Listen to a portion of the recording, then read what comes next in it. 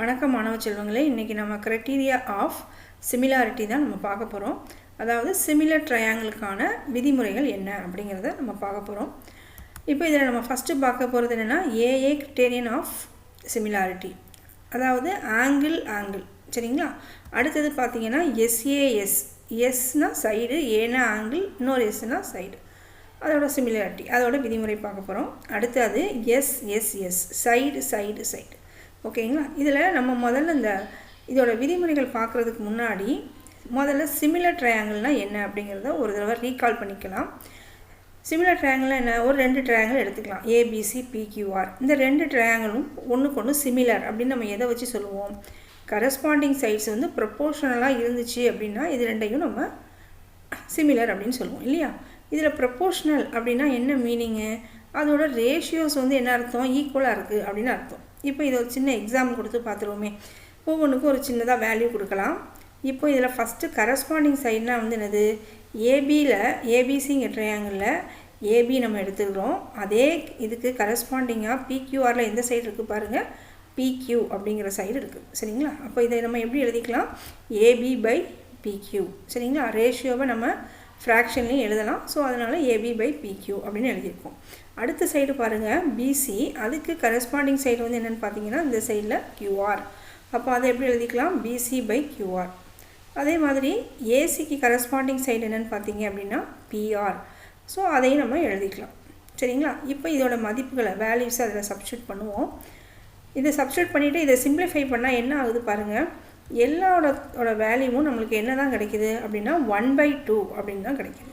So இதை ரேஷியோவாக நம்ம எழுதுனா எப்படி எழுதலாம்? 1:2. இப்போ ரேஷியோஸ் எப்படி இருக்குது? ஈக்குவலாக இருக்குது. ஸோ இப்படி இருந்துச்சுன்னா நம்ம என்ன சொல்லிடலாம்? கரஸ்பாண்டிங் சைட்ஸ் வந்து ப்ரொப்போர்ஷனல் அப்படின்னு சொல்லிடலாம். கரஸ்பாண்டிங் சைட்ஸ் ப்ரொப்போர்ஷனல்னால் அது வந்து சிமிலர், அந்த ட்ரையாங்கிள் வந்து ரெண்டு ட்ரையாங்கிளும் சிமிலர் அப்படின்னு சொல்லிடலாம். ஓகேங்களா. இப்போது ஃபஸ்ட்டு ஒன்று பாருங்கள், என்ன கொடுத்துருக்காங்க? If two angles of one triangle are respectively equal to two angles of another triangle. அதாவது ஒரு ட்ரையாங்கிளோட, ரெண்டு ட்ரையாங்கிள் எடுத்துக்கலாம், ஏபிசி, இன்னொன்று வந்து பிக்யூஆர். இந்த ஏபிசிங்கிற ட்ரையாங்கிளோட ரெண்டு ஆங்கிள் வந்து இன்னொரு ட்ரையாங்கிளோட ரெண்டு ஆங்கிளுக்கு ஈக்குவலாக இருந்துச்சு அப்படின்னா அந்த ரெண்டு ட்ரையாங்கிளும் நம்ம என்னென்னு சொல்லலாம்? சிமிலர்னு சொல்லலாம். அதான் அங்கே கொடுத்துருக்காங்க. If two angles of one triangle are respectively equal of two angles of another angle, then two triangles are similar because the third angle in both triangle must be equal. ரெண்டு ஆங்கிள் ஈக்குவலாக இருக்கும்போது கண்டிப்பாக மூணாவது ஆங்கிளும் எப்படி தான் இருக்கும்? ஈக்குவலாக தான் இருக்கும். ஸோ இதை வந்து நம்ம ஏஏ கிரைட்டீரியன் ஆஃப் சிமிலாரிட்டி அப்படின்னு நம்ம சொல்லலாம். அப்படி இல்லைன்னா ஏஏஏ ஆங்கிள் சிமிலாரிட்டி கிரைட்டீரியன் அப்படின்னு நம்ம என்ன செய்யலாம்? சொல்லலாம். ஸோ இப்போ இந்த இடத்துல நம்ம என்ன சொல்லிடலாம்?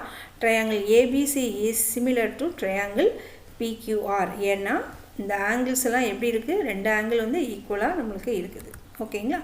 இப்போ அடுத்தது பார்த்தீங்கன்னா ரெண்டாவது side angle side. If one angle of a triangle is equal to one angle of another triangle. ரெண்டு ட்ரையாங்கிள் நம்ம எடுத்துக்குவோம். இப்போ இதில் என்ன கொடுத்துருக்காங்க? One angle of a triangle. அப்போது ஒரு ட்ரையாங்கிளோட ஒரு ஆங்கிள் இன்னொரு ட்ரையாங்கிளோட ஒரு ஆங்கிளுக்கு ஈக்குவலாக இருந்துச்சுன்னா அடுத்தது என்ன கொடுத்துருக்காங்கன்னு பாருங்கள். And if the sides including them are proportional. அந்த ஆங்கிள் இன்க்ளூட் ஆகக்கூடிய சைட்ஸ் வந்து எப்படி இருக்குமா? ப்ரப்போர்ஷனலாக இருக்குமா. சரியா. இப்போ அந்த ஆங்கிள் இன்க்ளூட் ஆகக்கூடிய சைட்ஸ்னால் உங்களுக்கு எதுலாம் வரும் பாருங்கள்? ட்ரையாங்கிள் ஏபிசியில் இந்த ரெண்டும், ட்ரையாங்கிள் பிக்யூஆரில் இந்த சைடு.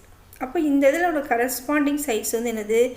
ஏபிக்கு கரஸ்பாண்டிங் சைடு வந்து பிக்யூ, பிசிக்கு கரஸ்பாண்டிங் சைடு கியூஆர்.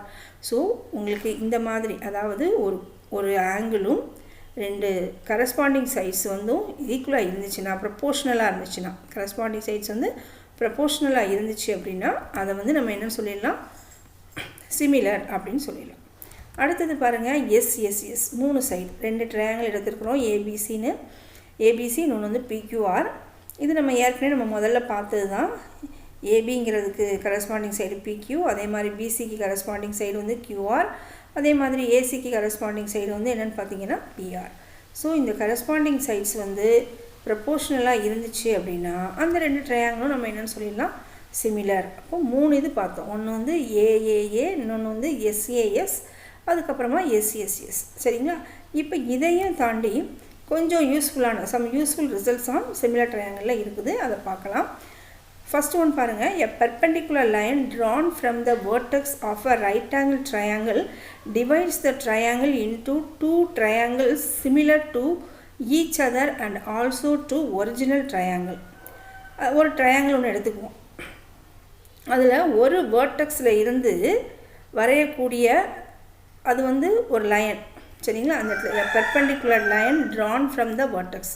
ஸோ இதிலேருந்து வரையக்கூடிய இந்த line of a right angle triangle divides the triangle into two triangles. இப்போ இது வந்து ரெண்டு ட்ரையாங்கிளாக உங்களுக்கு என்ன ஆகுது? டிவைட் ஆகுது. சரியா? அந்த பெர்பெண்டிகுலர் லைன் வந்து ஒரு ரைட் ஆங்கிள் ட்ரையாங்கிளை ரெண்டு ட்ரையாங்கிளாக டிவைட் பண்ணும். சரிங்களா? இந்த ரெண்டு ட்ரையாங்கிளும் எப்படி இருக்கும் அப்படின்னு சொல்லியிருக்காங்கன்னா, இது வந்து இந்த ரெண்டு ட்ரையாங்கிளும் ஒன்றுக்கு ஒன்று சிமிலராக இருக்கும். அதே நேரத்தில் இதோட ஒரிஜினல் ட்ரையாங்கிள்னால் அந்த இந்த ஏபிசி. சரிங்களா? நம்மளுக்கு இந்த ஏபிசிங்கிற ட்ரையாங்கிள்லேருந்து தான் நம்மளுக்கு என்ன கிடச்சிருக்கு? ஏபிடின்ற ஒரு ட்ரையாங்கிளும் பிடிசி அப்படிங்கிற ஒரு ட்ரையாங்கிளும் நம்மளுக்கு கிடச்சிருக்குது. ஸோ இந்த ரெண்டு ட்ரையாங்கிளும் எதுக்கு சிமிலராக இருக்கும்னு சொல்லி கொடுத்துருக்காங்க பாருங்கள். அதோட ஒரிஜினல் ட்ரையாங்கிளுக்கு சிமிலராக இருக்கும். சரியா? அப்போ இதில் நம்ம என்னெல்லாம் எழுதலாம்? ட்ரையாங்கிள் ஏபிடி வந்து சிமிலர் டு ட்ரையாங்கிள் பிடிசி, அதாவது அதிலிருந்து வெளிவந்த ரெண்டு ட்ரையாங்கிளும் சிமிலராக இருக்கும். அதே மாதிரி முதல் ட்ரையாங்கிள் ஏபிடியும் ஏபிசியும் ட்ரையாங்கிளாக இருக்கும். அதே மாதிரி ஏபிசியும் பிடிசியும் ட்ரையாங்கிளாக இருக்கும். சிமிலராக இருக்கும் அப்படின்னு சொல்லியிருக்காங்க. சரிங்களா? இது வந்து நீங்கள் வந்து பித்தகோரஸ் தியரத்தில் இதுதான் மெயின் கான்செப்டாக நீங்கள் யூஸ் பண்ணுவீங்க. ஸோ இது வந்து நல்லா தெரிஞ்சுக்கோங்க. இந்த ரிசல்ட் வந்து அதாவது ஒரு ரைட் ஆங்கிள் ட்ரையாங்கிளில் ஒரு பெர்பெண்டிகுலர் லைன் வரைஞ்சி ரெண்டு ட்ரையாங்கிளாக அதை நம்ம ஸ்ப்ளிட் பண்ணும்போது அந்த ரெண்டு ட்ரையாங்கிளுமே எப்படி தான் இருக்கும்? அதோட ஒரிஜினல் ட்ரையாங்கிளுக்கு சிமிலராக தான் கண்டிப்பாக இருக்கும். சரிங்களா? அடுத்தது பாருங்கள். If two triangles are similar then the ratio of the corresponding sides are equal to the ratio of their corresponding altitudes. ரெண்டு ட்ரையாங்கிள் நம்ம எடுத்துக்கலாம். இந்த ரெண்டு ட்ரையாங்கிளும் சிமிலர் அப்படின்னா எப்படி இருக்குமா? Equal to the corresponding altitudes. அதோட கரஸ்பாண்டிங் சைட்ஸுக்கு சைடில் இருக்கக்கூடிய ஈக்குவலாக இருக்கக்கூடிய ஆல்டிடியூட்ஸும் எப்படி தான் இருக்கும்? ஈக்குவலாக இருக்கும். அதோட ரேஷியோவும் ஈக்குவலாக இருக்கும்னு சொல்லியிருக்காங்க. இங்கே ஆல்டிடியூட்னா என்னென்னு பாருங்கள். அந்த altitude of a triangle is a perpendicular line drawn from the vertex of the triangle to the opposite side. அதாவது ஒரு முனையிலிருந்து அதோட எதிர்பக்கத்துக்கு வரையக்கூடிய செங்குத்தான கோட்டுக்கு பேர் தான் வந்து என்னது அப்படின்னா ஆல்டிடியூட். சரிங்களா? இப்போ இங்கே ஏங்கிறதுலேருந்து நம்ம வரைகிறேன். இது வந்து அதோட ஆல்டிடியூட். பியிலேருந்து வரைகிறேன் பிஇ அது வந்து ஆல்டிடியூட். அப்புறம் சியிலேருந்து வரையக்கூடிய அந்த கோடு சிஎஃப் வந்து ஆல்டிடியூட். எதுக்கு? அதோட ஆப்போசிட் சைடுக்கு. சரிங்களா? ஏடி வந்து ஆப்போசிட் சைடு வந்து என்னது உங்களுக்கு அப்படின்னு பார்த்தீங்கன்னா பிசியோட ஆப்போசிட் சைடு. ஏலேருந்து ஆப்போசிட் சைடு பிசிங்கிற ஆப்போசிட் சைடில் நம்ம வந்து வரைஞ்சிருக்கோம். இதே மாதிரி நம்ம பிக்யூஆருக்கும் என்ன செய்யலாம்? ஆல்டிடியூடு வரையலாம். இப்போ இந்த ஆல்டிடியூட்ஸோட ரேஷியோவும் நம்மளுக்கு எப்படி இருக்குமா? ஈக்குவலாக இருக்குமா? ஸோ இங்கே வந்து ஃபஸ்ட்டு ஆல்டிடியூட் என்ன எடுக்கலாம்? AD by PS.